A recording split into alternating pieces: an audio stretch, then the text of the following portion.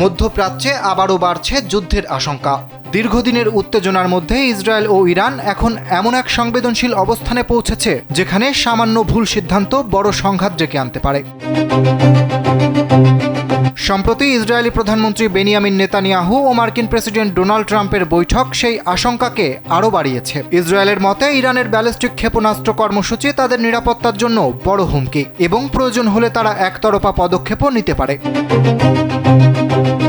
Tehran তাদের ক্ষেপণাস্ত্র কর্মসূচিকে জাতীয় প্রতিরক্ষার গুরুত্বপূর্ণ অংশ হিসেবে দেখছে, আর এ বিষয়ে কোনো আপোষ করবে না বলেও সাফ জানিয়ে দিয়েছে ইরান। বিশ্লেষকদের মতে ইসরায়েল বর্তমান রাজনৈতিক পরিস্থিতিকে নিজেদের অনুকূলে মনে করছে, তবে এই মুহূর্তে ইরানের বিরুদ্ধে বড় সামরিক অভিযান বিশ্ব অর্থনীতিতে গুরুতর প্রভাব ফেলতে পারে, কারণ জ্বালানি খাতে ইরান গুরুত্বপূর্ণ ভূমিকা রাখে।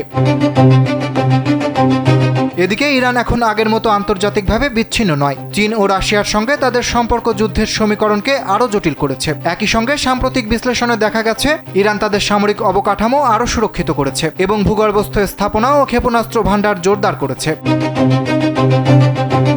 বিশ্লেষকদের মতে এসব ভূগর্ভস্থ স্থাপনা সম্ভাব্য হামলার ঝুঁকি কমায় এবং ইরানকে পাল্টা জবাব দেওয়ার সক্ষমতা দেয়। ফলে পুরো পরিস্থিতি এখন অত্যন্ত স্পর্শকাতর। এদিকে বিশ্লেষকরা সতর্ক বার্তা দিয়ে বলছে, বর্তমান উত্তেজনা যদি আরও বাড়ে তাহলে শুধু মধ্যপ্রাচ্য নয়, বিশ্ব রাজনীতি ও অর্থনীতিতে বড় সংকট তৈরি করতে পারে। অরিত্র বাসু, কালবেলা।